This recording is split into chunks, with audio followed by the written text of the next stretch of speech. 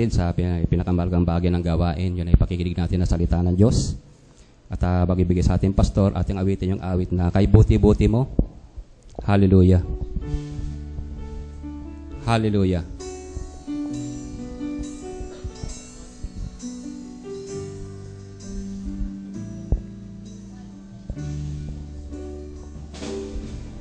Kay buti-buti mo, Panginoon, sa lahat ng oras, sa bawat araw, ika'y laging tapat kong magmahal. Ang iyong kaawa ay magpawalang hanggan. Hallelujah. Pinupuri,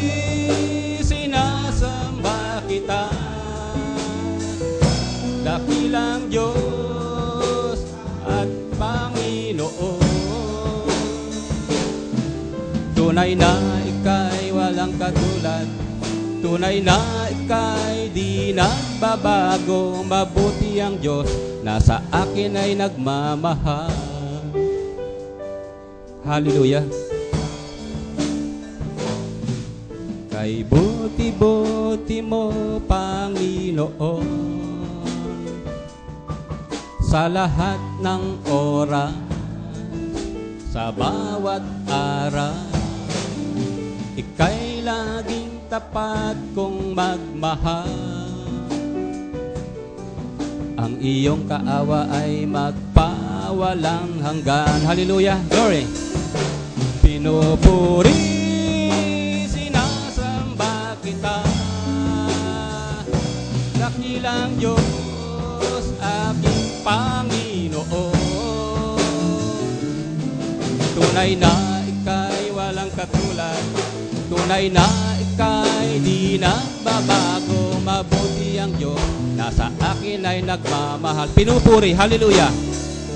Pinupuri, sinasamba kita, dakilang Diyos, aking Panginoon. Tunay na ika'y walang katulad, tunay na ika'y di nagbabago. Mabuti ang Diyos, sa akin ay nagmamahal. Pinupuri, hallelujah. Pastor Ed.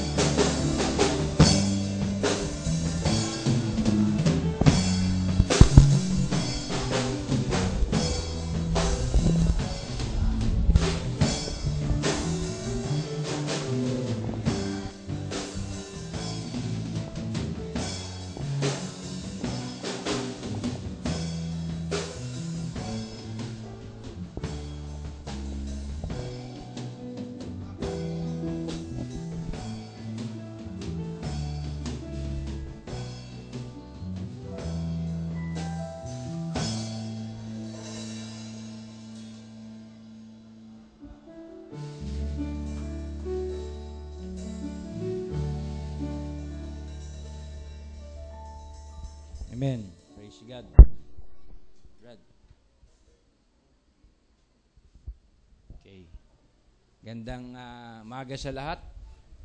Isang biyaya na tayo ay nasa bahay ng Panginoon muli upang magpuri at mag-aral sa kanyang mga salita. Sa walang pagtatagal ay buksan natin sa Exodus chapter 12, verse 12 to 14. Okay. 12, verse 12 to 14. Takbo ba natin sa ating mga Bible?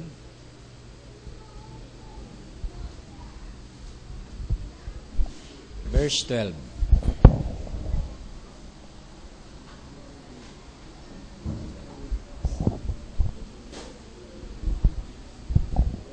For I will pass through the land of Egypt this night, and I will smite all, sabi rito, all the firstborn in the land of Egypt, but both man and beast. And against all the gods of Egypt I will execute judgment. I am the Lord. And the blood shall be to you for a token upon the houses where you are. And when I see the blood, I will pass over you. And the plague shall not be upon you to destroy you, when I smite the land of Egypt. And this day shall be unto you for a memorial, and you shall keep it a peace to the Lord, and throughout your generations, and you shall keep it a peace by an ordinance forever. Let's bow our heads, let's pray. Hallelujah. Glory to God. Hallelujah. Dakila at mapagpalang Diyos, marami pong salamat sa mga salitang ito na aming binasa. Ikaw po ang patuloy na manguna at magpahayag ng mga salitang ito.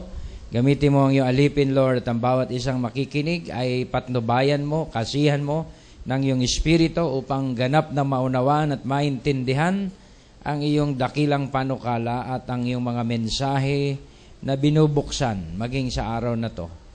Ikaw po ang umabot sa lahat, maging sa mga hindi namin kapiling ay iyong abutin, kahabagan, hipuin. Gayon din, Lord, ang mga loved ones namin na hindi namin kapiling, ang mga nasa malayo na nangingibang bayan, nakikipagsapalaran at nakikipagbaka, ay nawa ang biyaya mo, sila'y maabot at marating, Panginoon, ng iyong pag-ibig at ng iyong presensya, na maunawaan nila at maintindihan ang iyong mga dakilang panukalang ito. Salamat, Lord, sa iyong mga mensaheng ito na aming binasa. Ikaw nawa ang mag-expound, ikaw nawa ang magpalawak nito at magpaaninaw nito sa bawat isa, Lord, na lumalapit at dumudulog sa iyo sa umagang ito. O Lord Jesus, patuloy din naming nilalapit ang isang kahilingan na aming mga kapatid na si Kadashi, anak ni Sister Josephine. May prayer request na kung saan ay sila managumpay sa kaso na yon na ipinataw sa kanila. Ikaw nawa ang mahabag sa aming kapatid doon.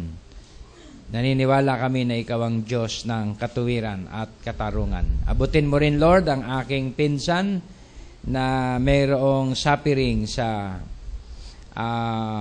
cancer sa kanyang matres. Ikaw magbigay ng kompletong kagalingan sa kanya, kay Grace Batak sa Angeles. At naniniwala kami na walang imposible sa iyo. At Lord, ito po ang aming samo at dalangin sa iyo sa umagang ito.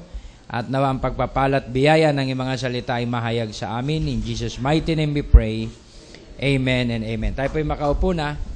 Gandang umaga sa lahat.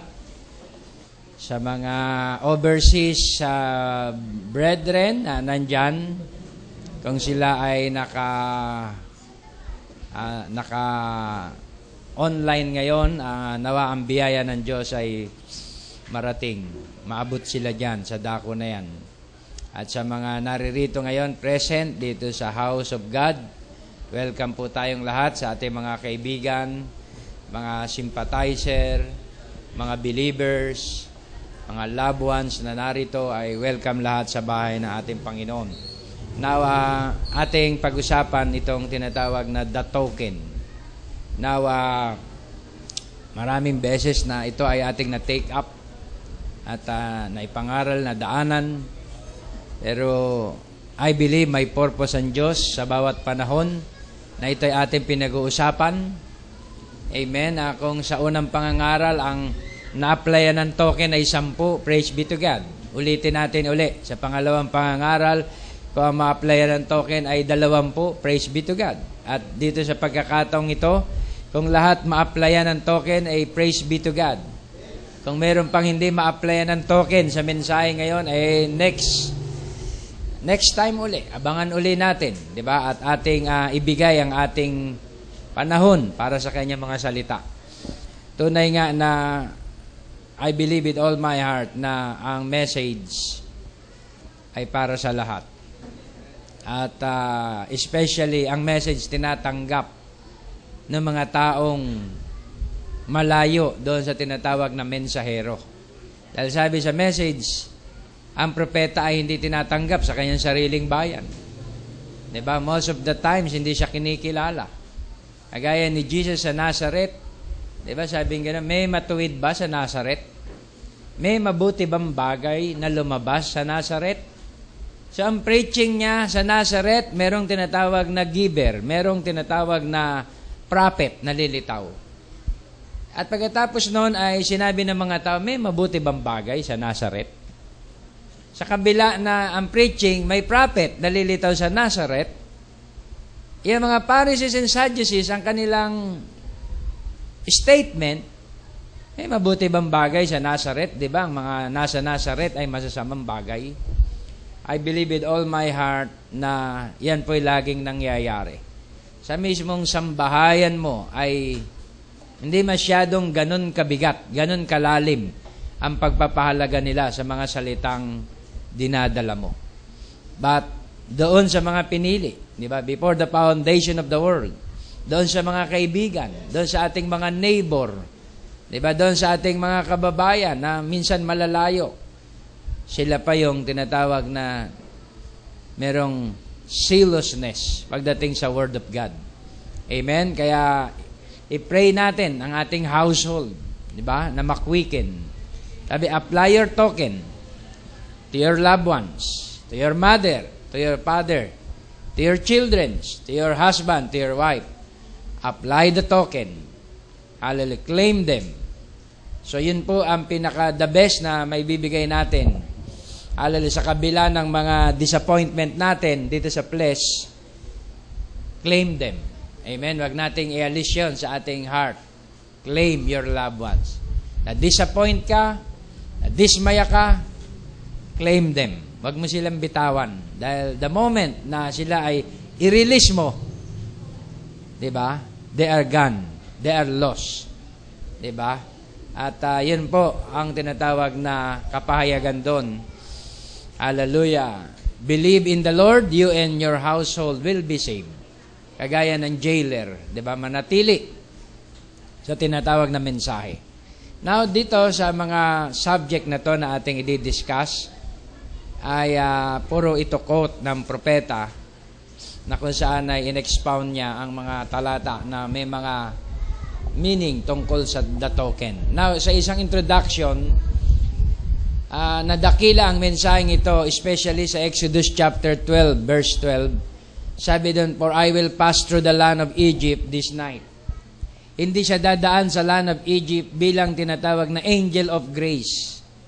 Hindi angel of mercy. Hindi angel of kindness. Kundi angel of death.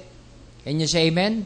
Sa attribute ng death, sabi, I will pass through the land of Egypt this night. And I will smite all the firstborn in the land of Egypt, both man and beast, and against the gods of Egypt I will execute judgment. I am the Lord. And the blood shall be to you for a token upon the houses where ye are.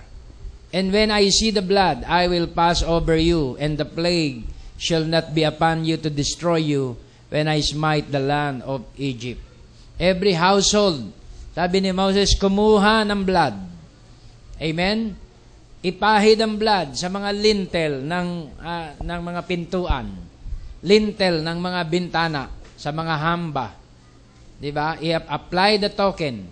Sapagkat ako ay dadaan sa lupain. And this day shall be unto you for a memorial. And you shall keep it a peace of the Lord.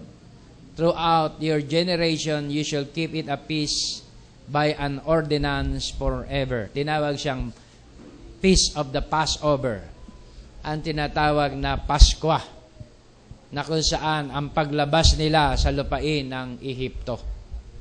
Now, sa message, meron pong token. Okay? At ang token ay na-receive ng bawat believer na sumampalataya sa ating Panginoon.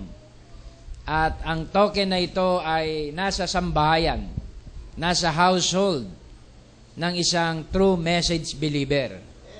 Amen. Nasa household ito. Protektado ka dyan, mga kapatid. As long na ikaw ay may paniniwala. Diba? Sa pamilyang yan. May paniniwala ka sa ama ng tahanan na yan. Sa ina ng tahanan na yan. Amen. Sa iyong kinasasakupan. Sa church na yan. Sa local church na yan. Sabi sa message, if the church ever loses respect to their pastor, that church is gone. Can you say amen? Pertain yun sa true message believer. Pertain yun doon sa tinatawag na true bride. Hindi po pwedeng sabihin niya ng isang wicked, if the church ever loses respect to their pastor. Hindi po applicable, not applicable. Hindi pwedeng gamitin ng denomination yung word na yan. Yan ay para lang sa true message believer. If the church ever loses respect to their pastor, pertain yan sa true man of God. Hindi pwedeng i-impersonate. Kasi pag in-impersonate mo, sabihin sa'yo na, Pastor, ikaw nga, wala respeto sa mensahe. Paano kami re-respeto sa'yo? Sa pool ka. Diba? Kaya applicable ang word na yon doon sa true man of God na tumatayo sa kanyang salita. Amen? Kaya tinuruan tayo sa message, stay with your church. Stay with your pastor. Stay with the message. Stay with your mother and father. Bakit? Yun ang mga dako. Diba? Na ang fullness maririnig mo. Yun ang mga dako, mga kapatid, na ang Diyos nag-apply ng token. Hindi sinabi, stay with your job. Stay with your friends. Hindi sinabi, stay, diba, with your barkadas and boyfriends and girlfriends. Hindi sinabi, ano sinabi sa message? Stay with your pastor. Because your pastor is your husband, spiritually speaking. Spiritually speaking, he can lead you through, he can feed you, he know where the manna is. Amen. Hallelujah. At alam niya kung ano ang token para sa kanyang time. Now, yun, sa time ni Moses, hindi lang ang tao ang inaplayan, pati bahay, yung literal na blood.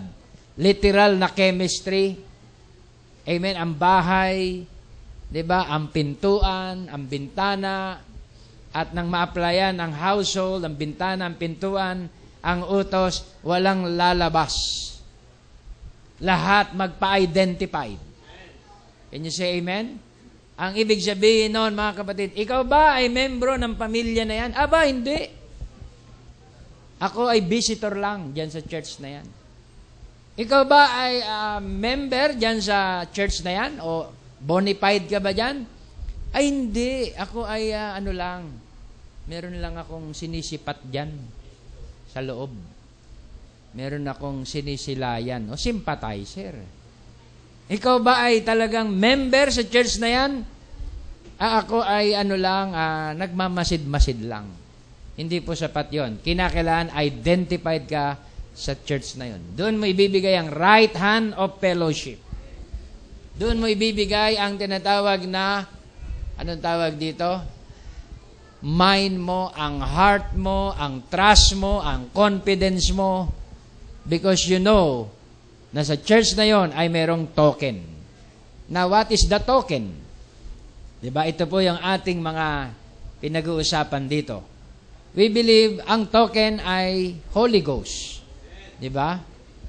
At ang token sa ating time is no longer the chemistry. Ang token ay ang blood of the Lord, ang life of Jesus Christ.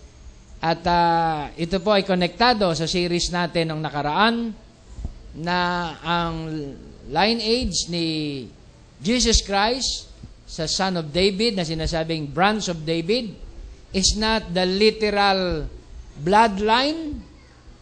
Diba? Hindi sa literal family line. Hindi, tignan mo, lahi ako ni David. Kaya tignan mo yung mga dugo namin, mga warrior. Hindi warrior si Lord. Hindi siya nakikipag-ispadahan. Pag sinabing galing ka kay David, lahi ng mga hari yan. Galing kay Judah hanggang kay David, lahi ng talagang ano yan. Ang tawag dito, may tawag sila dyan merong tinatawag na tawag dito, warrior gene. Diba? Naalala nyo yung na-mention ko nun? May gene pala na nakikita pa rin hanggang ngayon sa gene ng tao, sa kanyang tinatawag na genetic, kung talagang may dugo siyang warrior. Diba, naalala nyo yung 3 tao, 4 na tao, tinesting yung kanyang gene. Yung isa ex-convict, tinesting yung kanyang gene.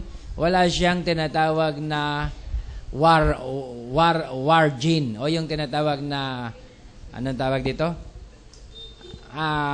Fighter gene. Tinesting yun, tinatawag na nagtatrabahong monk doon sa simbahan, yung monk.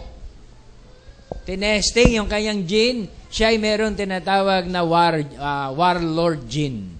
Meron siyang gene ng pagiging isang tinatawag na fighter. Bakit ganon? Wala sa iyong kinalalagyan, wala sa iyong trabaho, kundi nasa iyong nature. Can you say amen? Tinesting yung isang gangster, nakapatay siya. Sigurado, sabi nung doktor, meron itong tinatawag na gene ng isang tinatawag na warrior. Pag testing, wala. Nagtaka yung mga kasambat, ganun. Kami, mga hindi nakapatay, ikaw nakapatay, wala kang war gene. Kinuwento niya, nangyari yon kasi rider siya, mga bikers. Pag uwi niya, nakita niya yung asawa niya, kasiping nung isang kaibigan niyang tinatawag na bikers. So biglang umakyat yung dugo niya rin sa kanyang ulo, kinuha niya yung 38 niya, pinutukan niya, patay yung kanyang barkada. Nagsaper siya sa kulungan. Tiniis niya, pinagdusahan, lumaya, biker uli siya. Biker.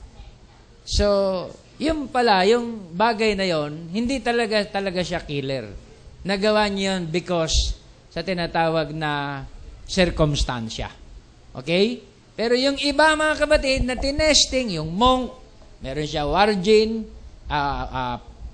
fighter gene, o papanong gene yan, diba? Na kung sa'y dumadaloy sa kanyang ugat.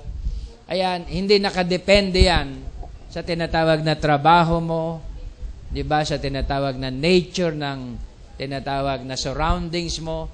Nakadepende yan sa tinatawag na pagkakatalaga sa iyo o pagkabinhi mo. Kaya makita natin si Christ na nasa genealogy ni Adam hanggang makarating kay Abraham, kay Judah. So, yung pinaka-gene na dumadaloy pala ron is not the literal bloodline na kay Christ, dahil ang blood ni Christ is not Jew. He is not a Jew. He is not a Gentile. Sabi ng quote ng prophet, He is God made flesh. Can you say amen? Hallelujah. Siya yung creative blood cell ng Diyos bilang sa ating introduction. Although napakarami pala sa panahon na to hindi naniniwala sa virgin birth. Most of the Protestant churches, they did not believe sa tinatawag na virgin birth ni Christ o yung immaculate conception ni Christ.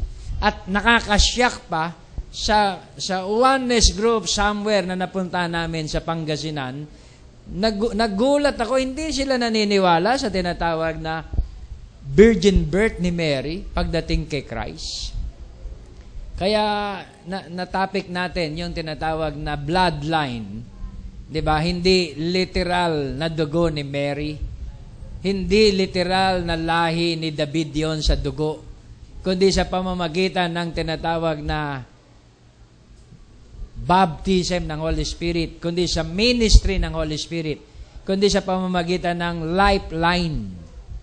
Lifeline hindi ng literal blood, kundi ng zoe. Yun tinatawag na gene of God. Can you say amen?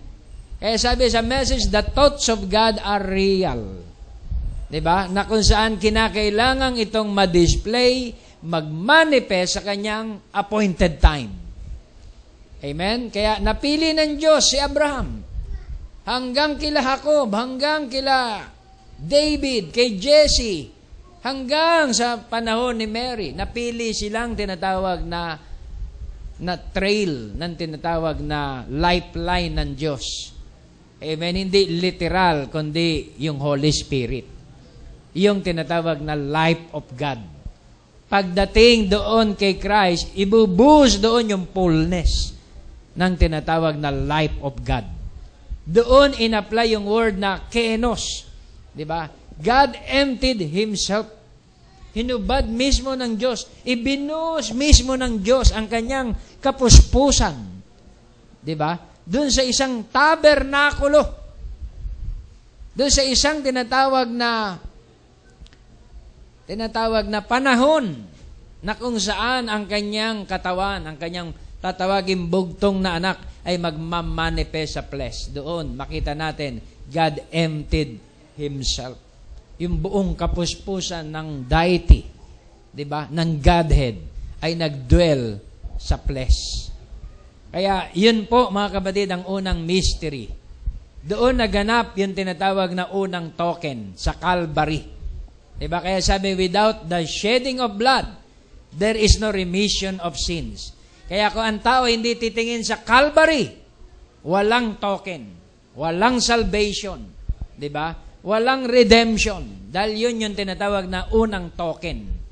Amen, na in-apply ng Diyos mismo ang kanyang dugo sa sangkatauhan. Ay sabi sa 1 John 3:16, perceive the love of God because He laid down His life for us. Ang Diyos nag-lay down ng life. Sa Tagalog, di ba, atin yang talastasin ang pag-ibig ng Diyos sapagkat ibinigay niya ang kanyang buhay sa atin na nagsisampalataya. Kaya napakahalaga po nung tinatawag na mensahe na yon, ang Calvary. Pero sa atin, sa panahon natin ngayon, ang Calvary po sa ating time ngayon ay history na. Amen ba yon? Grabe naman, Pastor, history na. Pakipaliwanag mo yan, Pastor. Pag hindi, matitisod ako sa iyo. Sinabi kong history na because it serves, di ba? Its purpose sa kanyang day and age. Ano yan, Pastor? I-explain mo yan. Hindi ako papayag pag hindi mo yan in-explain. Nakaka-istumble yang mga salita mo. Sabi nga ng isang pastor, sabi niya, ano? Ang tanda ko ng ito, ang tagal ko na ito, sinabi mo na ang Calvary ay hindi na yan ang ating tinatawag na redemption sa ating time. Listen very closely. Sa Calvary, ang nasagip nito ay ang Old Testament. Lahat na nagsiserve, nag-aalay ng literal blood sa Calvary, literal chemistry sa Calvary, as sa Old Testament, pagdating ng Calvary, in-apply sa kanila ang literal blood, ang literal life ni Jesus Christ, para lahat sila makapasok sa glory. How about us? Ito ang para sa atin. Ang Calvary, He paid the price of our redemption. Bago mo maklaim ang isang bagay, kailangan bayaran mo. Sa tindahan, sasabihin sa'yo, gusto mo, ma'am, sir, downan nyo na. Baka makuha pa ng iba. Kung talaga interesado ka doon sa produkto at talagang serious buyer ka, eto ang down. Kakaibang down payment po yun. Yung down payment sa Calvary, 100% payment. Di ba? Completely paid the price. Kaya lang, ang subject para i-redeem, hindi pa dumadating. Hindi pa ako pinapanganak sa Calvary. Ikaw at ako ay hindi pa pinapanganak. Pati ang tatay natin at nuno natin, maaari yung kanununuan pinanganak na, pero yung nuno natin, hindi pa pinapanganak. Kaya sabi sa quote ng propeta, you are not redeemed at the cross because your name is written in the Lamb's Book of Life. Book of Life. Diba? Mananatili ka sa iyong tinatawag na kalalagayan sa sinapupunan ng kanununuan mo hanggang ikay ma-display dito sa earth. At kapag ikay na-display dito sa earth, maybe 19th century or, di ba? 19th century, dumating ang iyong time, lumitaw ka dito sa lupa, yun ang time na na-display ka sa Book of Life, lumitaw ang pangalan mo sa record ng Book of Life, o Pedro, o Colas, Procopio, or ano man yan, pangalan na yan, di ba? Lumitaw ka dito sa lupa. Then, nung lumitaw ka dito sa lupa, naganap ang iyong first birth, ang una mong kapanganakan, lumaki ka, age of accountability. Then, narinig mo ang message. You say amen? Narinig mo ang message. Narinig mo ang open book, ang revealed book. Narinig mo yung message, this Bible becomes a new Bible.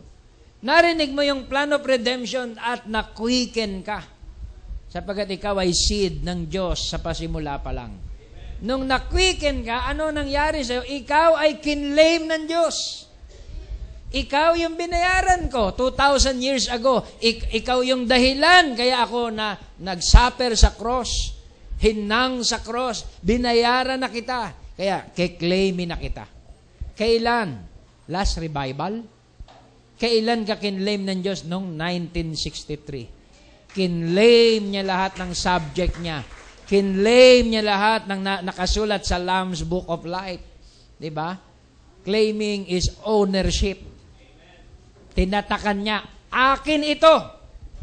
Bakit? May pangalan mo ba para angkinin mo? O sige, ilabas mo ang abstract title deed. Nilabas ang abstract. Oo nga, ikaw nga talaga may-ari. Minsan, pag may mga pagtatalo sa mga property at mga pag-aari, diba? May mga tao talagang hindi pa papayag. Kailangan ipakita mo ang ebidensya. Kaya binuksan ng selyo, nahayag ang ebidensya na ikaw yung niredeem niya. Amen. Kaya doon naganap sa iyo literally ang token. Kaya ang token hindi in-apply until the evening time. Walang application ng token until the evening time. Hindi pwedeng ipahid ang token kapag umaga pa. Hindi pwedeng ipahid ang token kapag tanghali pa. Dahil ang utos kay Moses, night. For I will pass through the land of Egypt this night. Hindi sinabing this morning. This night. And I will smite all the firstborn in the land of Egypt, both man and beast. Kaya sa midnight, sabi din ng Diyos kay Moses, apply the token. Alam niyo bang midnight na rin ngayon? Na ang token, mga kapatid, ay ina-apply. Amen? Ito ang appointed time na ang token ay dapat i-apply. So, may idea tayo kung ano ang token. Ang token ay gate pass. Ang token ay blood of Christ. Ang token is not the chemistry sa Old Testament. It's not the chemistry sa Golgotha. Ang chemistry ay in-apply sa earth. Kasi ang earth, nag-iintay din ng katubusan. Nag-iintay din siya ng tinatawag na atonement. Kaya pumatak ang chemistry sa Golgotha para ang earth ay hindi gunawin. Kasi may mga thinking, ang earth sasabog, walang matitira ni isang bato. Mali po yung thinking na yon. Ang earth, mga kapatid, ay kailangan din niyang i-redeem. Dahil ang earth ay spoken word. Can you say amen? Ang kanya lang wawasakin at sisirain ay ang tinatawag na system ng earth. Ang filth ng earth, ang politics ng earth, ang sin ng earth, yun ang kanyang ipopurify by fire. Not the earth itself. Sapagkat ang earth ay spoken word din. Nang likhain ng Diyos ang earth, ang mga angels ay nag-rejoice. Diba? Ang kanyang mga anghel ay nagalakat na tuwa. Praise God, napakaganda ng earth. Ang Diyos hindi gagawa ng isang bagay na napakaganda at sisirain niya. Dahil ang Diyos, mga kapatid, ay omniscient. Ang Diyos ay, ang tawag dito, all-knowing. Hindi siya nagbabaka sakali sa kanyang mga gawa. Now, here's a quote concerning sa token. 1:19. He said, you must be born again. That don't mean jump up and down at the altar. That don't mean walk back there and shake hands with the pastors. Pastor. That don't mean all this foolishness that we've seen done. It don't mean putting your name on a bunch of book. It means death to your first being. Akala ng mga tao, ang token, ang tinatawag na born again ay maging masaya sa church. Kaibigan mo ang pastor. Diba? Kaibigan mo ang mga anak ng pastor, ang buong pamilya ng pastor, makipagkamayan, spiritual sensation, every worship, umiiyak, pugto ang mata, at laging nag-i-speaking in tongue every Sunday at nagpa-prophecy. Sabi ni Berba, oh, that don't mean all this foolishness. The prophet call it foolishness. Kung walang naganap, can you say amen, na tinatawag na death, kung walang naganap na changing dyan sa pagkatao mo, ang tawag niya doon sa mga ginagawa ng mga tao ay foolishness lahat. Bakit? Ang hypocrite marunong umiyak.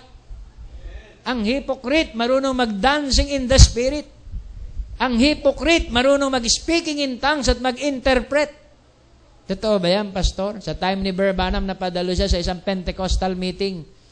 Nakita niya ang isang kilala o kaibigan niyang pastor nag-speaking in tongues after ng preaching. At pagkatapos yung isang pastor, in-interpret yung tongues. Sa madaling salita, natapos ang service, nag-uwian sila, kinaumagaan, nagulat si Berbanam. Yung isang pastor na nag-interpret ng tongue, may kaakbay na blondie ang buhok. Uy, tinignan niyo. Hindi ito misis niya. Blondie ang kanyang kasama. Lord, ano po ito? Kahapon lang ang init-init nag-i-speaking in tongues. Kahapon lang ay very fiery siya sa kanyang interpretation. Bakit ganito, Lord? Paliwanag, Lord, ang mystery ito. Paano nangyari yan? Sabi sa kanya ng Panginoon, pinakita sa kanya ang dreams ng wheat and tares. Pareho silang nasa the same ground, tumutubo. Pareho silang nasa isang lupain, tumutubo ang wheat, tumutubo din ang tares. Pag sumikat ang araw, sasabihin ng tares, praise be to God for the grace of God. Sasabihin din ng wheat, praise be to God for His grace. Pag ulan, magpapasalamat din ang tinatawag na tares. Hallelujah, praise the Lord. Magpapasalamat din ang wheat. Hallelujah, praise the Lord. Sabi sa tinig sa kanya, for the rain falleth to the just and to the unjust. Pero pagdating ng huli, ay titipunin ang trigo at susunugin ang lahat ng dawag. Thank you, Lord, sa clear understanding. Dumating sa kanya ang maliwanag na kaunawaan. Can you say amen? Hallelujah. Doon sa tinatawag na real meaning ng born again. You must be born again. That don't mean jump up and down at the altar. That don't mean walk back there and shake hands with the pastor. That don't mean all this foolishness. It means death to your first being. Pastor, gusto ko mapatunayan na talagang born again ako. Manggaling sa labi ni brother, ni sister. Oh, hindi pwedeng manggaling sa labi ni brother, ni sister na ikay born again. O manggaling sa labi mo, pastor, na ako'y born again na. Ako ay in na. Hindi pwedeng manggaling sa labi ni naman yan. Yan ay manggagaling mismo sa iyo. Kung ikaw ay patay na. Patay ka na ba? It means death to your first being and life to the second being. It means that the blood has been applied and you're identified by the life of Jesus Christ. And if He be the vine, we be the branches. The life that's in the branch the branch is in also from the vine. It will bear the fruit. Kaya sabi ni Jesus, for their fruits, you shall know them. Can you say amen? What is the fruits? Ang fruits ay teaching. Ang fruits ay manifestation. Can you say amen? Ang fruit of the season. Kaya nga, mga kapatid, when it is summer, ang aasahan mo mga prutas ay summer fruit. Can you say amen? When it is winter, wala namang winter sa atin. Ang aasahan mong fruit ay mga tinatawag na winter fruit. Amen? Kaya for their fruits, you shall know them. Kailangan ng clear understanding dito sa message. Pag wala kang clear understanding dito sa message, you are lost. Sabi ng isang pastor, Pastor, hindi ko matatanggap. Si Luther ay messenger. Si Paul, pwede. O granting kay Elijah dahil one God sila pareho. Kay Luther, no sir. Si Luther ay Trinitarian. Paano siyang naging messenger? After na marami mga paliwanag, hindi pa rin niya naintindihan. Dahil ang tinatawag na 7 church ages ay merong specific message. Merong allotted message for their day and age. Ang panahon ni Luther ay panahon ng paa. Paano ka maghahanap ng ulo sa panahon ng paa? Paano mo i-judge ang galaw ng paa dahil hindi siya galaw ng ulo, kapanahonan nyo ng paa? Can you say amen? Simple lang yun. Hindi, gusto ko talaga, letra por letra. Patunayan mo sa akin. Pinrove ko, Sardisian Church Age.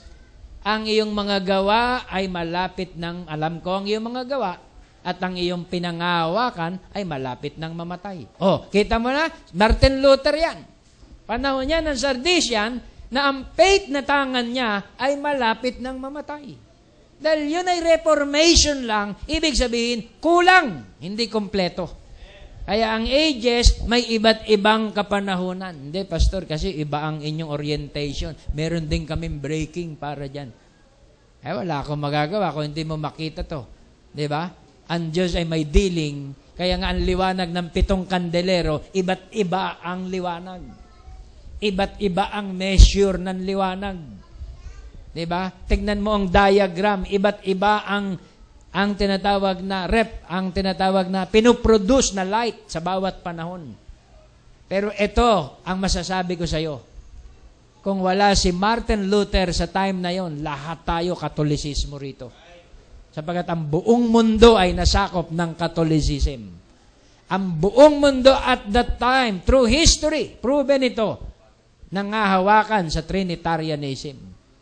So, ang Diyos, in-spark niya ang unang revival na mag-come out sa Catholicism sa pamamagitan ng faith, for the just shall live by faith. So, ang message ay revelation.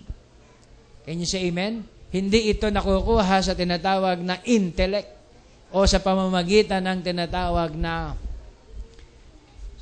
theology.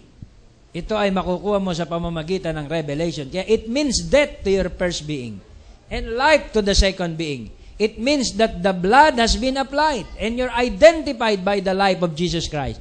And if He be the vine, we be the branches. Kaya nga mga kapatid, tignan natin ito sa bawat sambahayan. Kung ang vine nyo ay mainit, magpakainit naman kayo. Huwag nyo naman pahirapan yung vine. Huwag nyo nang pasigawin yung vine. Huwag nyo nang painitin ang ulo ng vine. Kung ang vine nyo mainit sa paglilingkod sa Panginoon, magpakainit kayo. Diba? Gusto nyo ba ang vine magpakalamig din at lahat tayo malamig na? Diba? Kaya, letting off the pressure. Ang ibig kong sabihin, pag nasa highlight, huwag nyong pigatiin yung highlight ng kanyang stimulation. Pumahayo ang mga mister nyo, hayaan nyo, suportahan nyo. Can you say amen? Nagpipreach ang pastor, tumayo kaya sabihin nyo, amen, pastor. O, diba? Hindi yun, amen po. Hindi, malamig pa sa patay yung iyong tinatawag na response sa salita. Ano ba sabi, Brad? May sinasabi si pastor doon sa pulpito. Brad, 1 oras na si pastor, hindi mo pa naunawaan kung ano sinasabi niya. Support, di ba? The ministry. Di ba? Pag sinabing support the ministry by faith. Let us do it by faith. Di ba? Not by constraint or by... Kasi nagalit na si pastor, kaya lahat yan sumunod na. Bumabakbak na si pastor, kaya yan sumunod. Huwag mo nang intayin pa, di ba? Na tinatawag na umapoy yung preaching sa pulpito. Di ba? Kung ikaw ay seed, kinakailangan makuwikin ka na. Dahil seed ka eh. Naka-ordain ka para makuwikin. Amen? Kaya sa sambahayan, kung naligo na yung tinatawag na ama ng taanan, maligo na rin kayo, gumising na rin kayo. Di ba? Huwag niyo nang hayaan pang magka-sore throat, yung tinatawag na householder. Di ba? Mapighati ang ama ng tahanan. Gising. Di ba? Sambahayan. Sapagkat ang rapture ay dumadating na madali. Ano kaya yung 7.7 dito nangyari yun sa Metro Manila? Baka napuno itong simbahan natin. Baka pati aso natin, dala natin dito magsisimba. 7.7, pastor eh. 1 minuto daw, tumagal eh. Biruin mo yun, pastor, 1 minuto. 7.7, baka magbaksakan to ng 1 minuto. Diba? Napunta namin yung lugar na yun eh. Walang masyadong structure ng mga high-rise. Eastern. Nagpunta kami ron. Papaganon yun. Maraming batuhan doon. Mga tabindagat yun. Pag sa Leyte yan, Leyte, yung pakanan yun. Ay, alam ni Brother Abel. Diba? Doon kami na stranded. Kaya, puri na ating Panginoon. Warning lang yan. Medyo inuuga-uga lang yung mga tabi-tabi. Para yung sentro magising. Di ba? Diyos ko po, wag mong patamain dito yan sa Metro Manila. Di ba? Kaya, it means death to your first being. Namatay ka na ba sa iyong lumang pagkatao? Pero minsan, tinetesting yan. Kung patay na talaga yan o buhay pa. Can you say amen? Sa pamamagitan ng mga pang-araw-araw natin buhay, tinetesting yan. Amen. Kaya kung ang blood ay na-apply na sa'yo, and you're identified by the life of Jesus Christ, and if He be the vine, we be the branches. Kaya kinakailangan parehas ang branches sa vine. If that first branch come forth, that branch out of that vine that wrote a book of Acts behind it, if that branch ever puts forth, a vine puts forth another branch, they'll write another book of Acts behind it. Because it's the same life. If a one of your grapevine out here brings forth blue grapes, if it puts forth another branch, it will bring forth the blue grapes. Kaya makita natin, ang manifestation ng bride in these last days ay another book of Acts. The works that I do, ye shall do also, and greater things than this shall you do, because I will go to the Father. Amen? Kaya ang manifestation in these last days ay same seed.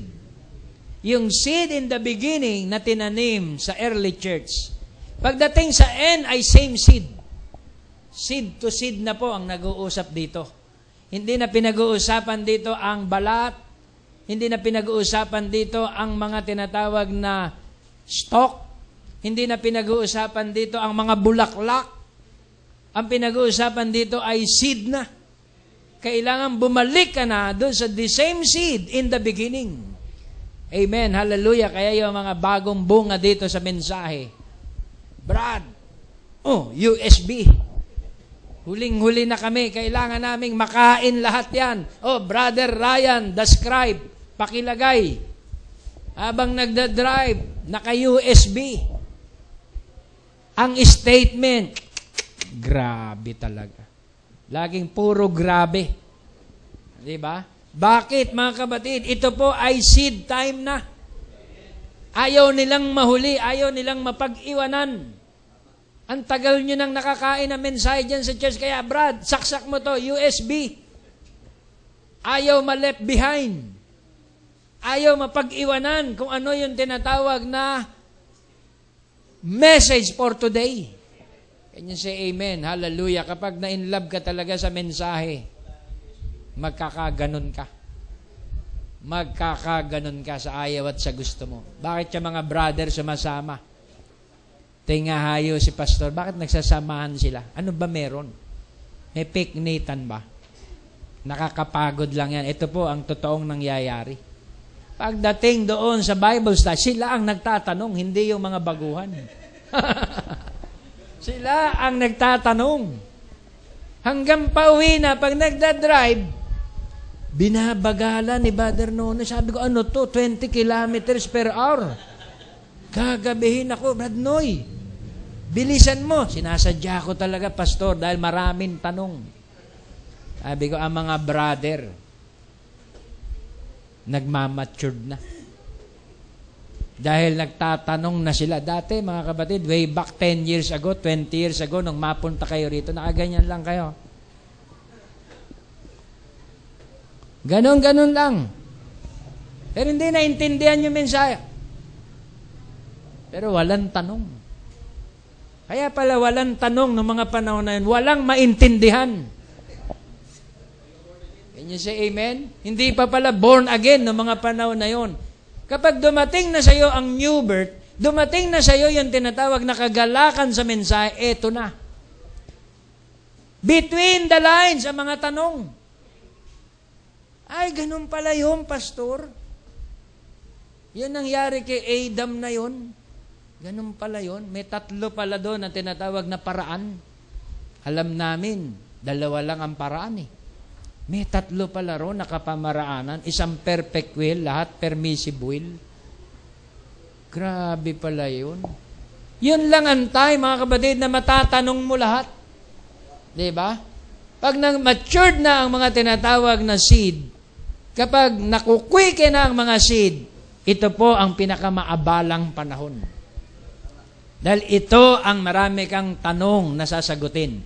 Kapag ang bata maliit pa, wala pang masyadong alagain yan, tulog lang ng tulog yan. Salpakan mo lang ng dede yan. Tulog. Gising, salpak, tulog. Pero kapag nagpipito na yan, 5, nag-accumulate na siya ng knowledge papunta sa accountability, tanong na ng tanong yan. Diba? Makulit na yan, tanong na ng tanong, lahat na gusto, himayin mo, lahat, i-detalye mo. Yan na yung pinakamaabalang panahon. At ang stage ng church, kung aabot na sa mga ganyan na mga stage, believing lang kami lahat, pastor, no question. Pero pag may calling ka, di ba? Pag may katawagan ka sa Diyos, pag merong tinatawag na order o posisyon na gusto kang ilagay ng Diyos sa mataas-taas na kalagayan, ay talagang sasahod ka. Sasahod at sasahod ka. Napakaraming mga tinatawag na between the lines. Diba? Dahil may encounter mo yan sa pamamagitan ng mga tanong. Diba? Kaya sabi rito, it means death to your first being and life to the second being.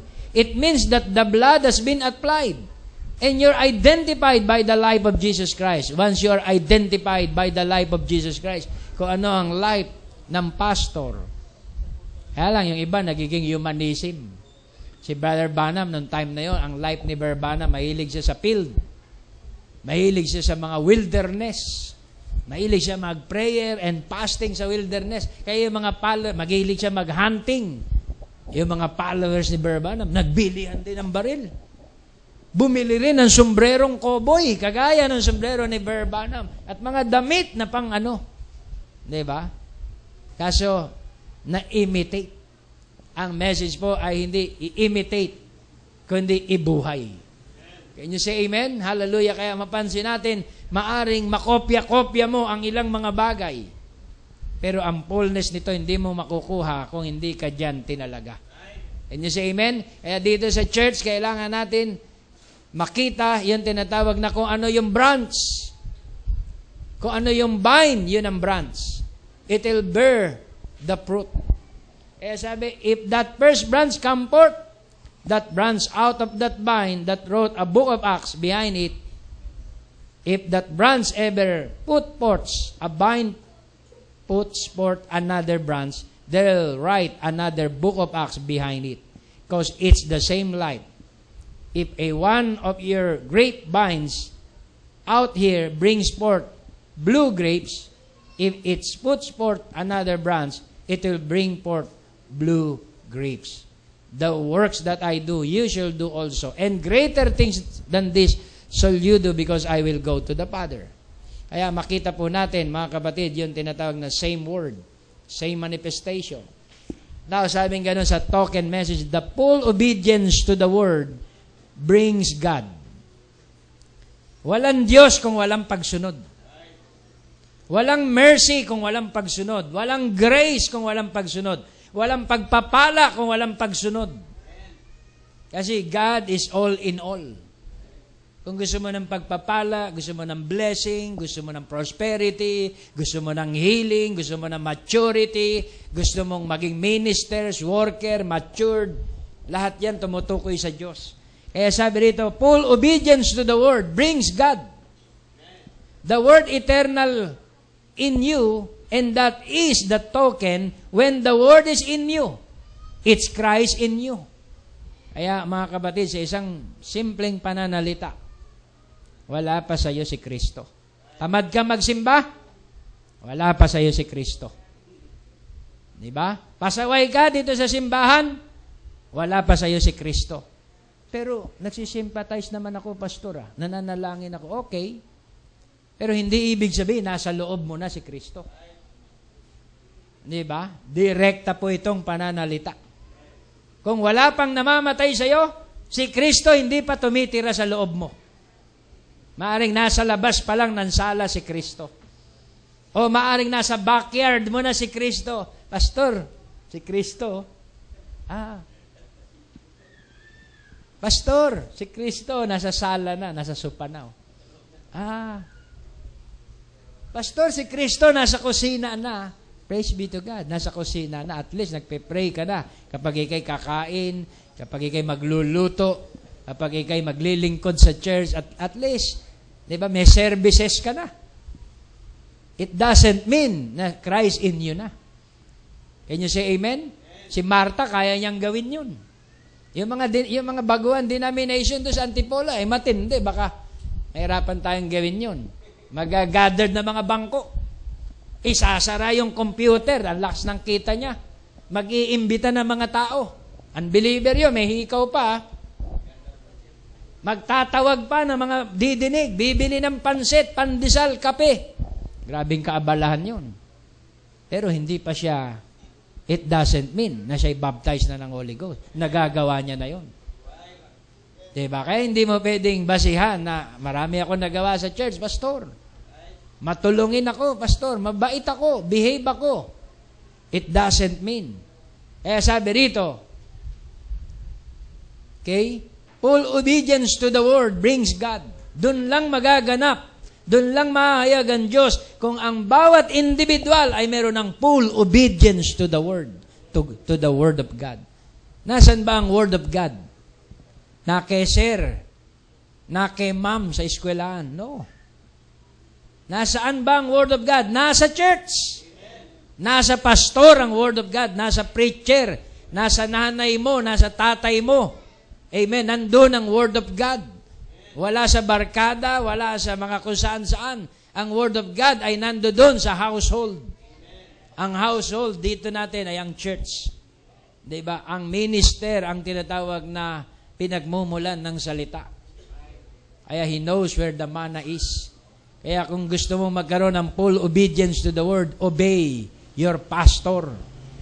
Obey your preacher. Obey your father. Obey your mother.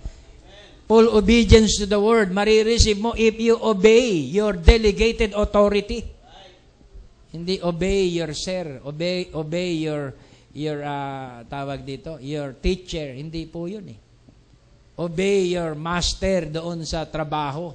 Dito ako kailangan magpakitang gilas. Amo ko to eh. Meron akong tinatawag na bonus pag ginalingan ko dito. Meron akong tinatawag na mapapala. Kay pastor, ano mapapala ko? Sermon. Diba? Bakbak. Pero kung spiritual kang tao, yung bakbak na yon, mga kapatid, para sa'yo, mga kapatid, ay tinatawag na love letter. Ano yan? Everyday na lang bakbak? Paano naging love letter yung bakbak? Dahil sabi ng message, it means death to your first being. Mapapatay ka ba ng tinatawag na himas-himas na mensahe? Anak, mahal ka ni Lord. O mga membro sa church, mahal kayo ni Lord. Basta lang dyan lang kayo, ngingiti lang kayo sa simbahan. Hello, okay na yan. Rapture na kayo. Mapapatay ka ba ng mga ganyang mensahe, na ganyang kakalambot na mensahe? At hindi tatamaan ang iyong inward man? Death to your first being. Mapapatay ba ang first being ng mga shallow na mensahe sa tingin mo? Lalo sisigla yan. Ang ganda dito sa church. Hinihimas ako. Sinusuportahan ang aking old soul. Kamping-kampi si pastor sa aking old soul. Tignan mo yung mga preaching niya. Diba? Iba po, mga kapatid. dito ang old soul mo pinapatay. Pag napapadikit ka dito sa ministry ito, makadanas ka ng tinatawag na pagsubok sa buhay. Kaya si Brother Nonoy, napadikit sa akin to, katakot-takot na pagsubok ang dinadanas nito. Minsan matalsi ka ng sulfuric acid sa mata. Pero pinuputo lang yung tubig ng baterya na sulfur, tumalsik sa mata. May ko, oh Lord, wag mo pong bulagin ito dahil sa ministry. Okay ba yung mata mo, Brad Noy? Okay pa rin. Susunduin ako ministerial meeting, bigla sagasaan ng siga doon sa amin. Oh, Brad Noy, ano nangyari? Pastor, sagasaan ako. Sino yung mag-asa sa'yo? Halika, puntahan natin. Yung pala yung siga doon sa bandang dulo. Naku, Brad Noy. Halika, di bale, kausapin natin. Siga siya, ako naman, tupa. Halika, puntahan natin. Diba? Kaya I believe with all my heart na kung mapapalapit ka sa ministry, maraming pagsubok. Maraming trials. Diba? Pababack outin ka ng kaaway. Huwag ka nang dumikit masyado dyan sa pastor. Dahil dadanas ka ng mga iba-ibang mga trials. Kaya I believe with all my heart na it means death. It means death to your first being and life to the second being. Kaya sa message na to, habang nagiging malapit ka, habang lalo kang nagkaka-interest dito sa mensahe, unti-unting may namamatay sa iyong pagkatao. Yun po talaga ang magaganap doon. Kung medyo may kataasan ka dito, parang siga ka, o kaya medyo parang pataasan tingin mo sa sarili mo, parang politiko ka, o ikaw ay pop up, proud. Sa message, mga kapatid, gaganyanin, pipigain yung puso mo. Minsan may mamimit ka na talagang down to the earth ka. Mararanasan mo talaga yan, mga kapatid. Kung magmaneo ka, talagang diba? Meron ka makakatapat. Bubunutan ka ng 45. Ito, tingga. Gusto mo? Mararanasan mong iba-ibang klase, mga kapatid, para bumaba ang iyong pagkatao, maging down to the earth ka. Can you say amen? Hallelujah. Ite-train ka ng Diyos. Imo-mold ka ng Diyos. Babaguhin niya yung iyong tinatawag na espiritu, na maging pure in spirit ka. Diba? Dahil anak ka ng Diyos, it means death to your first being. Can you say amen? And life to the second being. Ano yan, Pastor? Papaapi na lang? Ibig mo ba sabihin? Hindi. Mamaya po. Hindi pa tayo tapos. Maintindihan niyo yan mamaya. Diba? Maintindihan niyo yan mamaya. Ewan ko kung aabot tayo. Full obedience to the Word brings God. The Word eternal in you, and that is the token. When the Word is in you, it's Christ in you. Mga kapatid, pag sinabing Christ in you, siguro ang thinking ng bawat isa, si Christ nasa akin. Kaya ako ay tupang mabait, harmless. Talagang, sige, gawin mo na kung anong gusto mo sa akin. Dahil si Kristo ay nasa akin, hindi ako gaganti sa'yo, mabait ako. Sabi ni Christ, be wise like a serpent and humble like a dove. Yung Kristo, mga kapatid, Kristo ako, kaya hindi ako pwedeng magalit. Kristo ako eh. Si Kristo nagalit. Baka ma-misinterpret niyo yung Christ in you. Si Kristo nagalit. Pag nagalit ka, nakangiti ka ba o talagang galit ang mukha mo? Galit talaga. Biruin mo yung church niya, nagkaroon ng money changer, nagkaroon ng beto-beto, saklaan, may tindahan na mga kalapate, mga manok, kambing, ay nagalit ang Panginoon. Diba? Triumphal entry niya eh. Papasok siya sa church. Ang king papasok sa church. Pagpasok niya sa church, oh my, nag-grieve siya sa kanya nasumpungan. Ginawang mega mall yung church. Pinagtataklob niya, pinaghahambalos niya. Mga kapatid na mo, isipin mo, may Diyos bang ganon? Ganon katapang si Lord? Pinagwawasiwas yung mga tindahan. Ay maraming natiso doon. Marami talagang natiso sa pinakita niyang attitude. Pero ang dahilan, sabi niya, ang bahay ng aking ama, hindi bahay ng sugalan at ng mga magnanakaw at mga mandaraya. Ang bahay ng aking ama ay banal. Tahimik sila lahat. Ganun pala magalit si Lord. Di ba? for the sake of ministry, for the sake of the bride. Can you say amen? Ang tinatawag na puso pala ng Diyos ay nandyan. Pag binunggo mo pala ang bride, binunggo mo ang Diyos. Maaaring hindi sa araw na to. Magbilang ka ng mga ilang araw. Diba? Pag sinaling mo ang bride, sinaling mo ang Diyos.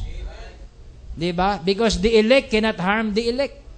Only the wicked can harm the elect. Amen. Kaya huwag kayong masyadong mabalisa. Diba?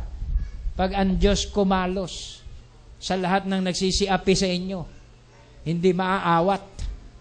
Mahirap pigilin. Can you say amen? Hallelujah. Kaya purihin ang ating Panginoon, ito ay mercy and judgment. Judgment sa mga wicked. Pero sa bride ay full of mercy. Oh, glory to God. Ang token ay full of mercy sa lahat ng seed. Pero sa lahat ng wicked, ito'y wrath of God. Ito'y judgment time. Hallelujah. Kaya sabing ganon, it means death to our first being and life to our second being. So now, the full obedience to the Word of God. The Word eternal in you, and that is the token when the Word is in you. It's Christ in you. Now notice, when we pray, if we have the token, and when we pray, we have the token, we are present our token with our prayer. Now, if you're sick, if you're sinner, if you're in need, when you have the token, you have a right. If I had the token to a bus line in my hand, they can keep me up of that bus. They accepted my money, and I have the token. In this case, I could not pay my price. You could not pay it, but He paid it for us and give us the token. You have the right.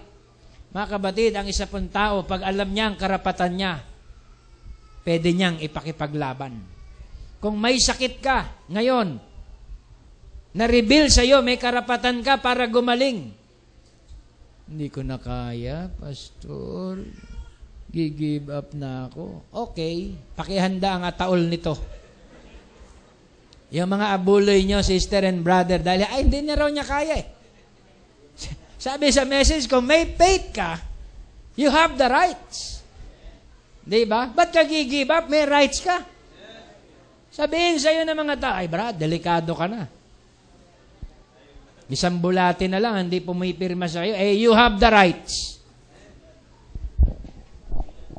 Thank you, Lord. Diba? Kiniklaim ko.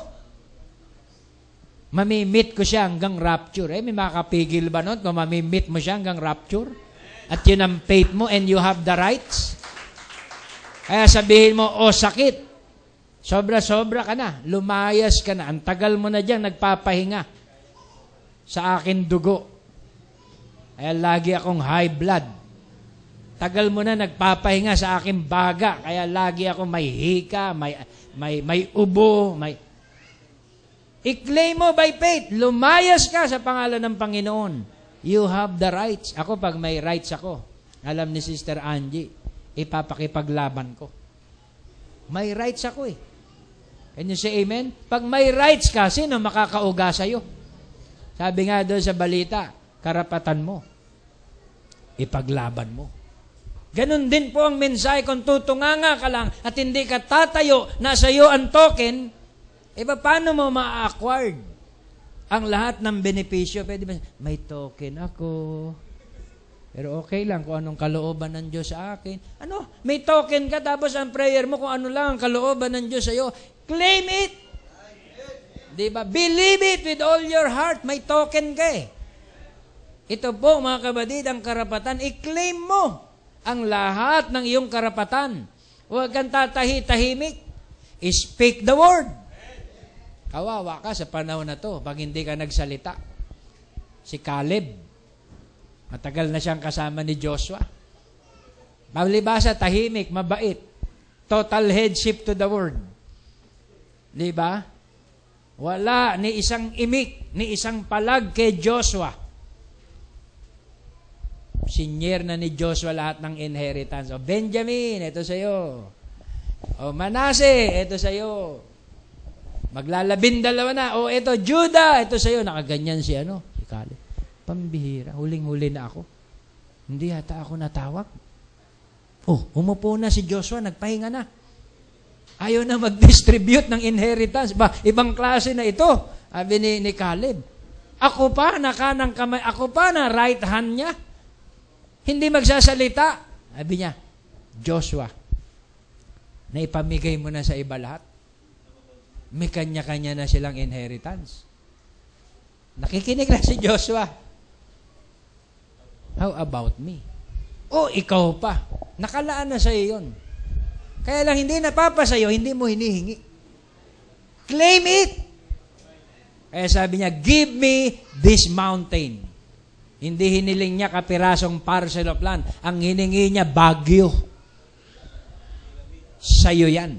Kasi laki ng Baguio. Mountain eh. Diba? Fullness ang hiningi, mga kapatid, ni Caleb. Si Caleb ay type ng bride. Ang hiningi ng bride, buong redemption plan. Diba? Mula Genesis hanggang Revelation, ang hiningi niyang inheritance. Kaya sabi ni Joshua, iyo yan. At walang makakagalaw niyan. Yan ay sayo. Buong redemption plan. Buong bundok. Can you say amen? Yun ang pag-aari ng bride. Kaya sabi ng Bible, kung may faith ka, sabihin mo sa bundok, lumipat sa kaliwa, mangyayari. Kung hindi ka magdududa sa iyong inaangkin at inihiling. Kaya kung karamdaman man yan, kung pagpapala man yan, kung financial man yan, kung trabaho man yan, position man yan, hindi ka matatakot sa iyong sarili at may faith ka at tatayuan mo yan. Mapapasayo yan. Sabagat ang token ay rights. Yun po mga tao, sasabihin ng isang urban poor, tirikan nyo.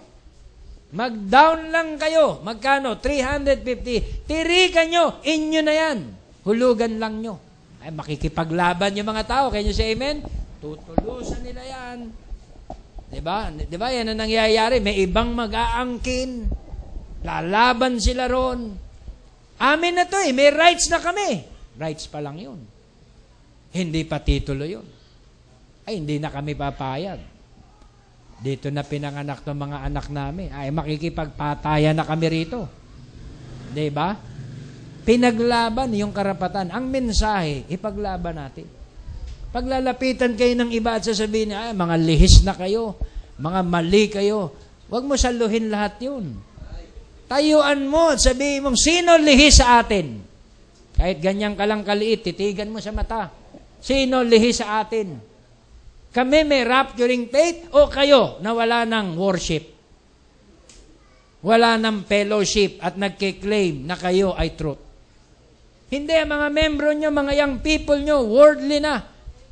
Bakit? Ang first fruit ba namin, mga young people? Ang first fruit namin dyan sa church ay yung mga matured.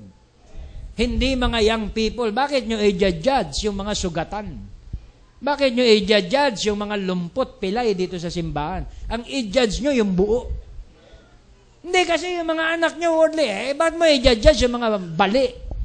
I-judge mo yung tinatawag na mga pasawayin at tinatawag na iika-ika sa simbahan. Ang harapin mo yung able. Tignan mo kung kakasa ka. Ang harapin mo yung nasa stature of a perfect man. Huwag yung mga pasawayin na tinatawag na alagain sa simbahan. Dalang wicked, naghahanap sila ng mga mahihinang bahagi sa katawan. Di ba? Kung makita mo lahat mahina, tama ka. Pero kung makita mo merong malalakas dito sa simbahan at mature sa pananampalataya, aminin mong mali ka. Tama kami. Kaya dito sa mensahe na to, if we have the token, when we pray, we have the token, present your token. Amen. Present your token. You have a right. If I had the token to a bus line in my hand, at sabihin sa'yo ng konduktor, oy, baba ka na. Dahil paupuin mo to, itong bagong sakay, bayad na to. Ganunin mo yung token sa kanya. Ito, token, oh. Walang sino man makapagpapababa sa akin dito. I have the right. The same din sa mensahe na to, mga kapatid, you have the right. Claim it and believe it. Amen. Hallelujah. But He paid it for us and give us the token. Amen. I have a right to divine healing. Jesus Christ died that I have divine healing. I have a right to claim every promise in that book. When you get it, when you have the token and can represent the token with your prayer, if you haven't got it, the sign of the full obedience, the payer is paid. Amen? Kung hindi mo pahawak ito, kailangan may tanda ka ng lubos na pagsunod. Amen. Bayad na yan. Can you say amen? Ibig sabihin, bayad na. Ang healing pala, bayad na. Di ba? Pag bayad na po, mga kapatid, may makapipigil pa ba sa'yo? Bayad na eh. Can you say amen? Hindi ka pa kumakain, bayad na. Amen? Hallelujah. Wala makapipigil sa'yo. Amen. Sabi rito, if you haven't got it, kung wala pa ito sa'yo, ibig sabihin, wala pa ang sign ng full obedience. Sino ang may token dito sa atin ngayon?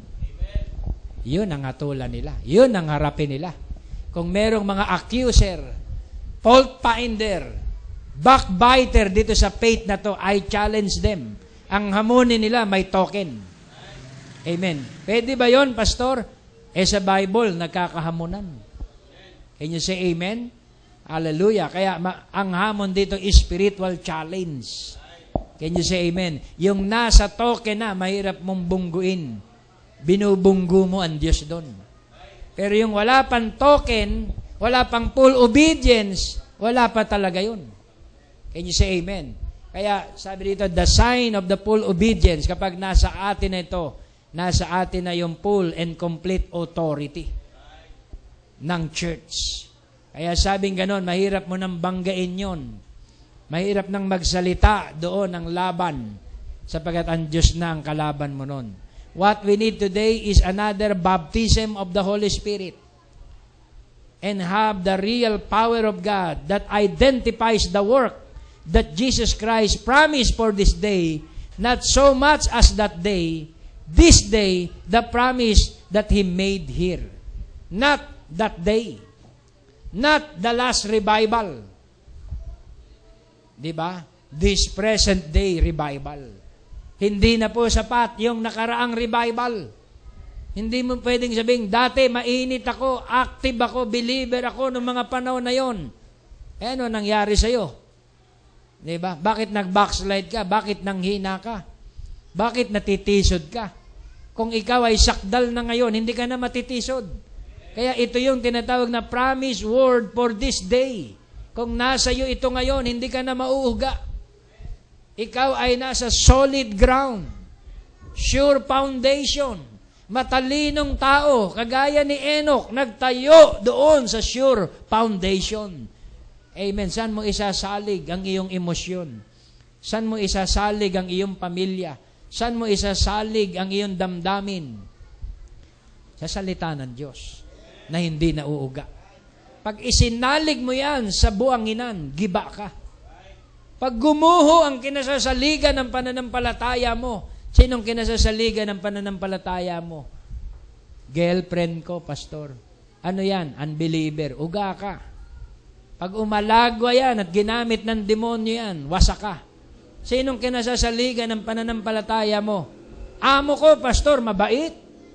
Giver. Pag ginamit ng Diyos yung amo mo, nag-giver, liglig ka dahil diyan ka nakatingin. Sinong kinasasaligan ng pananampalataya? Profession ko, pastor. Ako pa. Ikaw pa, ha? O sige, pag nagkasakit ka at dumanas ka ng pagsubok, lungay-ngay ka. Kinakailangan ng kinasasaligan ng iyong pananampalataya ay ang salitang hindi nauuga. Ang mensaheng hindi na nasishake. Kinakailangan doon ka nakasalig. Hallelujah. Upang ikaw ay manatiling nakatayo. Kaya sabi, what we need today is another baptism of the Holy Spirit and have the real power of God that identifies the works that Jesus Christ promised for this day. Not yesterday, but today. Not so much as that day. This day, the promise that He made here. Kaya sabi ni Brother Branham, I am not identified with the baptism of the Holy Ghost yesterday, when I was in the old cold shed, when I was in the Baptist church, Pentecostal revival. I am not identified with the baptism of the yesterday's revival. Ang sabi ni Brother, I am identified now. Can you say amen? Hindi yung nakaraang revival, now. Kaya merong mga Kristiyano hindi na nanagumpay, mahilig tumingin sa likod. Nagsasabing, baptized na ako noon pa lang. Panahon pa lang ng hapon, baptized na ako. Tignan mo naman ang buhay mo ngayon, hindi nag-progress. Panahon pa lang ng Kastila, baptized na ako ng Holy Ghost. Wala pang end time dito, baptized na ako. Ano nangyari? Speaking in tongues. Sabi ni Berban, speaking in tongues is not the evidence of the baptism of the Holy Spirit. It is when you can receive the Word. Not yesterday, the Word for today. Kaya ang Word for today, yan ang baptism ngayon ng Holy Spirit. Ang token for today is the baptism of the Holy Spirit. Ano daw ang token? Your total obedience to the Word of God. Hanggat hindi ko nakikita yung total obedience to the Word of God, hindi ako makakaasa sa iyo ng tagumpay. Hindi ako makakaasa sa iyo ng tinatawag na suporta. Hindi ako makakaasa sa iyo ng permanenting right hand of fellowship. Maaring kakain tayo sa isang hapag at sasabihin natin, ang saya ng fellowship natin, ano? Pero isang araw magkakahiwalay tayo. Magdidebate tayo. Magre-react ka, kakalaban ka, mawawalan ka ng respeto sa akin. Pwedeng mangyari yan if you don't have the full obedience to the Word. Diba? Kahit kadugo mo, kung walang full obedience to the Word, isang araw magkakampi kayo, pero isang araw naglalaban kayo. What we need is the full obedience to the Word. Because full obedience to the Word entitled us to the token. Yun lang ang palatandaan na magkikita-kita tayo dun sa rapture. Maaari ngayon, potentially, ito na siguro, Lord. Yan ba ang pananaw mo, Pastor? Hanggat walang full obedience to the Word, ang magiging pakiramdam ko, ito na siguro lahat, Lord.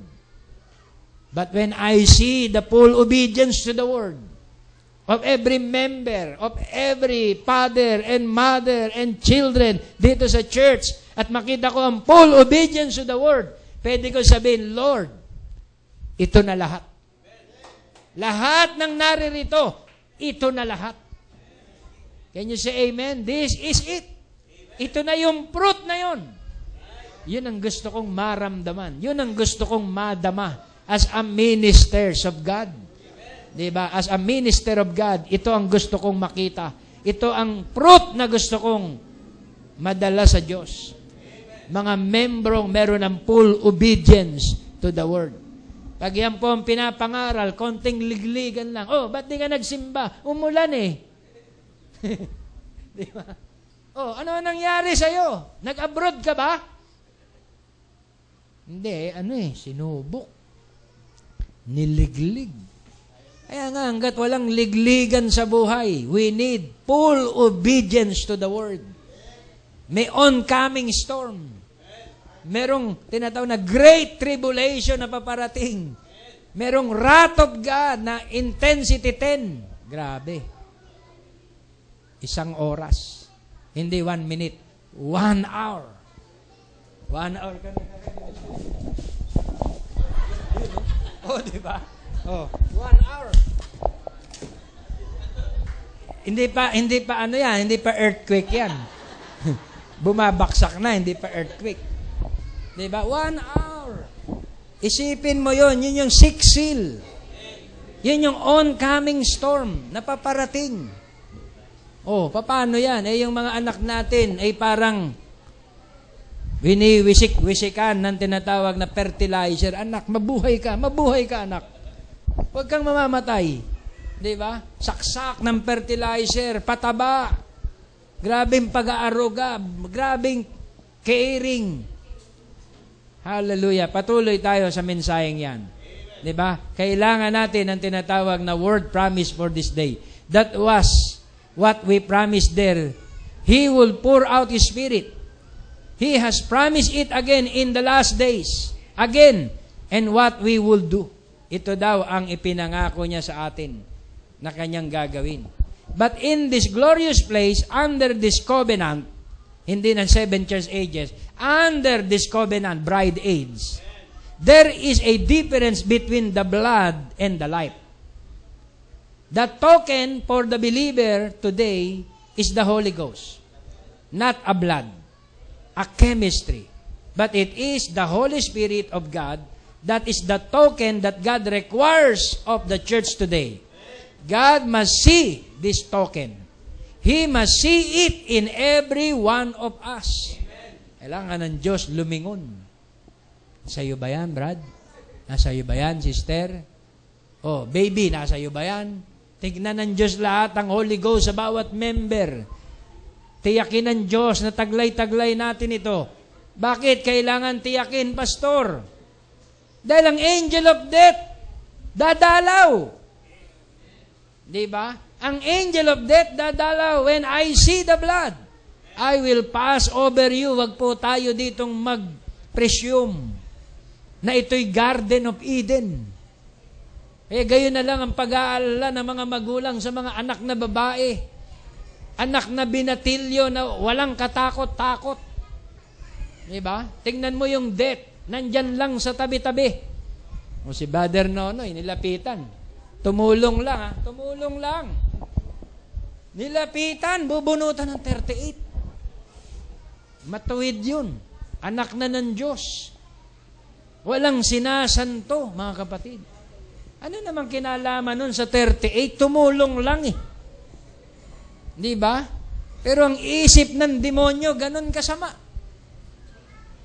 Di ba? Papayagan ba ng Diyos yun?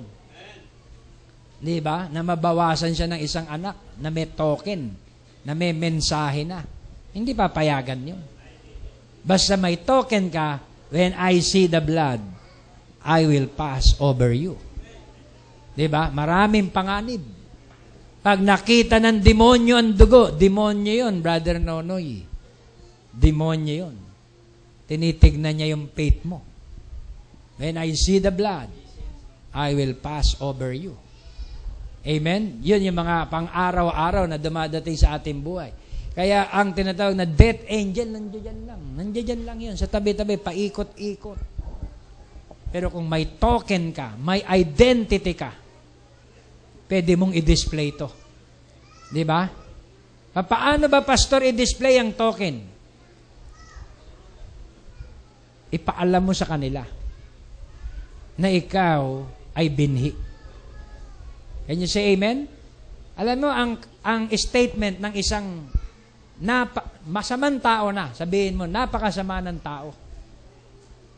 Hindi ko pwedeng, diba, ipataw sa'yo ang hatol. Ikaw ay matuwid. Diba? Matuwid ka eh. May kausap ako isang sanggano. Sabi niya, nagpo-45 ako, pastor.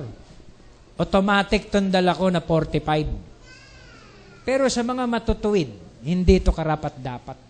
Kahiya-hiya sa Diyos to iputok. Pero pag loko-loko, pastor, uubusin ko tong bala na to. Sabi ng isang pastor na nag-backslide. Dahil hindi karapat-dapat eh. Salingin. Di ba? Ang isang pinahiran o ang isang anak ng Diyos, hindi sila naka-ordain sa mga ganitong klaseng karahasan.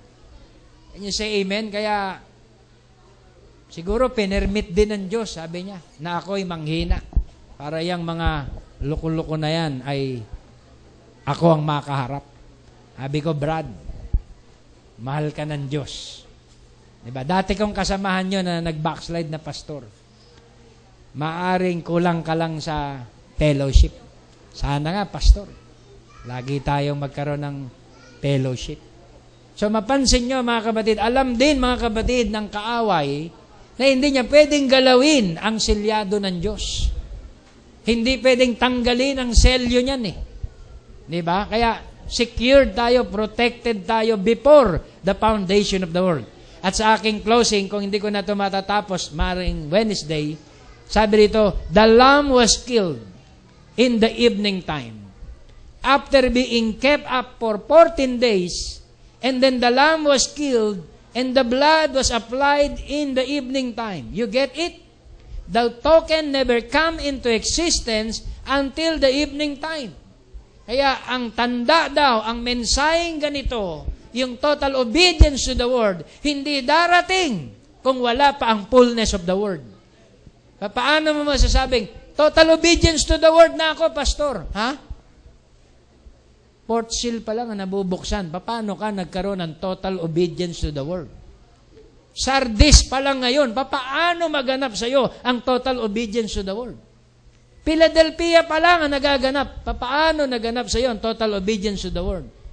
When Laodicea is over, and the Laodicean church goes to chaos, and the Laodicean condition goes to chaos, and the church age is over, the evening time, the token, come into existence. Kapag nagtapos na ang iglesia, ang 7 iglesia, ang susunod doon ay bride age. Yun ang appointed time na sinasabing evening time. Na ang lahat ng mga mensahe na ay naipangaral. Ang lahat ng mga katotohanan ay na-reveal.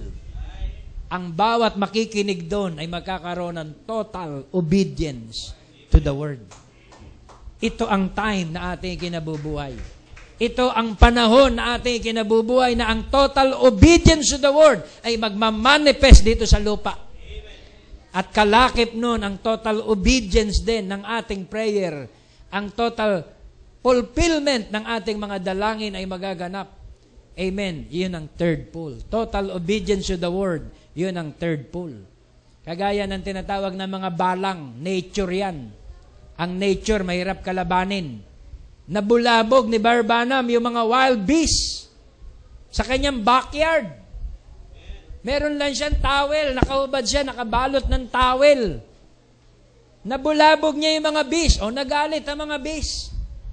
Diba? Inatake siya, inikot siya, inikutan. Anong sabi ni Barbanam? Meron siyang token. Mga brothers and sisters, diba? Hindi ko sinasadya na nabulabog ko ang inyong pamamahinga. Humbleness. Ano ang token? Humbleness.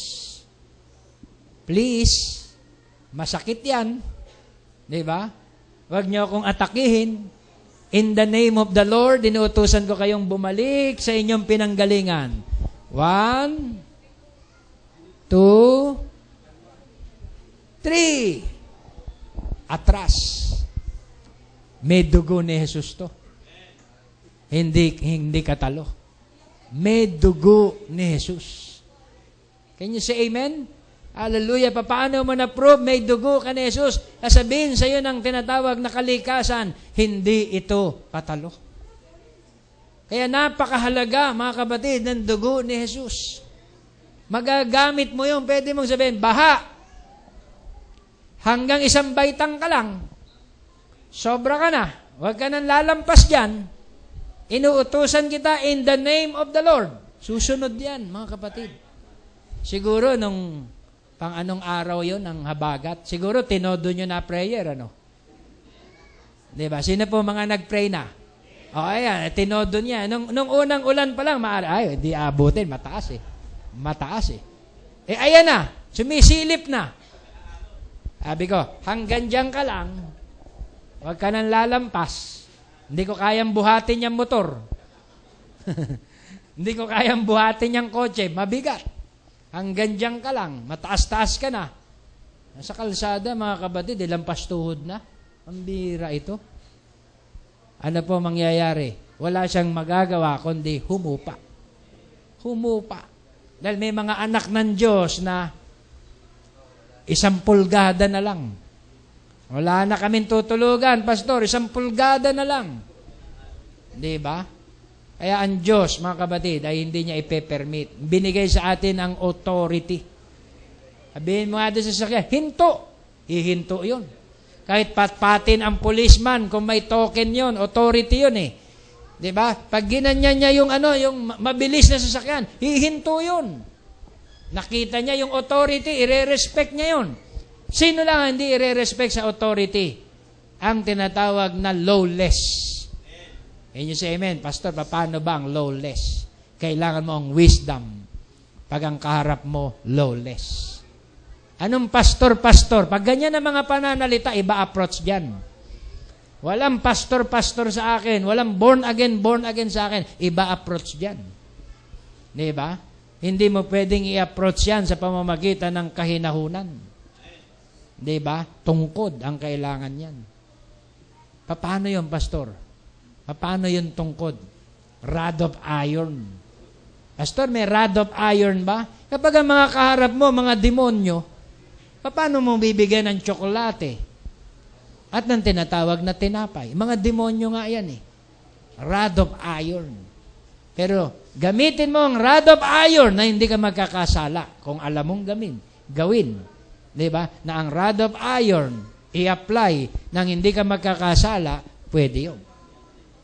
Pero kung hindi mo kayang gamitin ang rod of iron na magkakasala lang ako, pastor, ay hindi mo pwedeng i-apply yun. Law, ipin sa ipin, law kung law, applicable yun sa wicked. Pero kapag kapwa mo bride, hindi mo pwedeng gamitan ng ipin sa ipin at tungkod sa tungkod. Biyaya ang applicable para sa kanila. Amen? Kaya sabing ganon, ang token sa huling panahon na to, and then the lamb was killed, and the blood was applied in the evening time. You get it? That token never come into existence until the evening time. And this is the evening time. This is the evening time for your mother. This is the evening time for your father. Baka hindi pa sila believer. This is the evening time for your children, for your sons, for your daughters. This is the evening time for your neighbor. Baka yung pala, born again pala, yung neighbor mo, hindi mo pala nashiran. Diba? Hindi niya, inaaway ka niya lagi. Baka hindi pa niya alam ang iyong tinatawag na karatula. Diba? Sometimes, gagalangin nila kayo kapag nakita nila na may ranggo kayo. Diba? Kailangan pa bang i-display yun? Sabi nga ng message, display the token. Hindi nga alam ng kapitbahay mo na Christian ka pala. Ay, mga born again pala kayo, pambihira. 20 years na tayo magkakapitbahay. Hindi mo naman sa ayon nasi-share. Sharean mo naman kami, Brad. Kala namin, pare-pares lang tayong Katoliko dito. Mga born again pala kayo.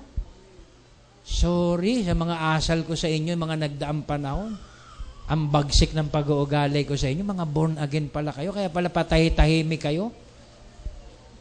See, hindi na-display ang token. Paano na-display ang token?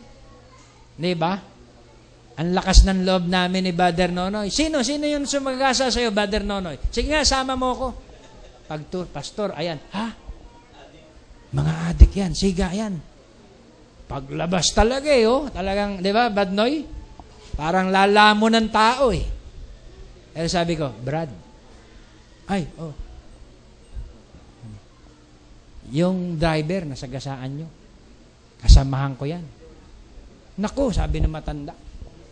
Binuksan ko na nga yung salamin ko, hingi sana ako ng sorry sa iyo eh. Kaso lang, sinabihan ako eh, parang hindi marunong mag-drive. Hindi, kasi, di ba, nasagasaan eh. Nagpakumbaba. Di ba? Bakit? Authority. Di ba? Pag hindi pa yun kumikilala sa authority, bala ka na, Brother Noy.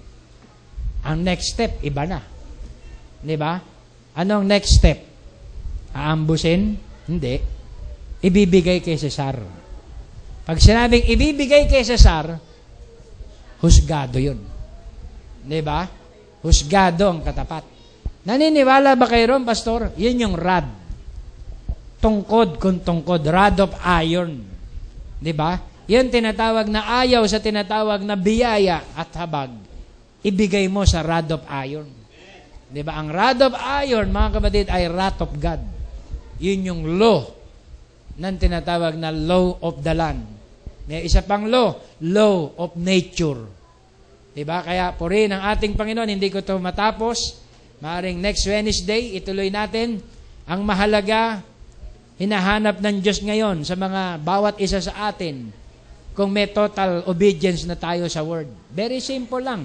Sabihin lang sa'yo ng pastor, may problema ka? Opo, pastor. Magsimba ka. Then, kinalingguan, hindi ka nagsimba. Wala kang total obedience. Kasi pastor lang yung nagsalita sa'yo. Kasi tingin mo, kamag-anak mo lang yung nagsalita sa'yo. Kasi tingin mo, kapitbahay ko lang yung nagsabi sa akin, nag-invite sa akin. Pero kung may total obedience ka na sa Word, sabihin sa'yo ng Word, gusto ko every Wednesday dadalo ka. Wag every Wednesday absent ka, tuwing linggo ka lang dadalo. Yes, Lord. Total obedience to the Word. Entitled us to the token. Tinitignan lang ng Diyos kung ano ang behavior mo. Kung ano ang attitude mo matapos mong marinig ang salita. Titignan ng Diyos kung meron kang right attitude sa Kanyang presensya. Pag nasunod mo yon, isang araw, mamalayan mo, may token ka na. Meron ka ng identification. Meron ka ng authority. Can you say amen? Sinong sasaling sa'yo, authority ka. Sinong bubunggo sa'yo, authority ka. Can you say amen? Walang sasaling sa'yo. Ano ba, pakiramdam ng isang tao, pag sinabi sa'yo ng authority, hawak kita. Walang gagalaw sa'yo. Punta ka sa bundok. Diba? Wala kaming kamuwang-muwang. Sabi nung kamag-anak ni Bradnoy, Bradnoy, dito sa bundok, kami authority. Hawak namin kayo. Walang gagalaw sa inyo. Pero mo, nagsuswimming kami. Sasaya-saya kami ron. May gwardiya pa kami.